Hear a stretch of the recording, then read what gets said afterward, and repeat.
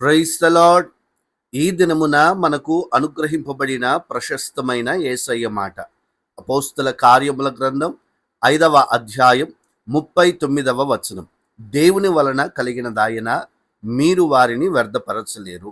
ప్రియమైన వారలారా, దేవుడు నీ ఎడల ఒక ఉన్నతమైన ఆలోచన కలిగి ఉన్న ఎడల దానిని ఎవరు వ్యర్థపరచలేరు. ఒకవేళ వ్యర్థపరచాలని ఎవరైనా ఆలోచన చేస్తే వారు అనవసరముగా దేవుని చిత్తమునకు వ్యతిరేకముగా పోరాడుతున్నారు అని గమనించాలి.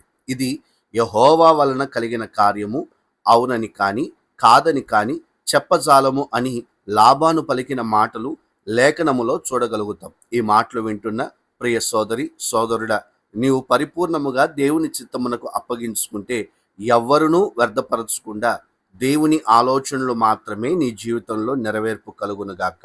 God bless you. దేవుడు మిమ్మల్ని దీవించునుగాక.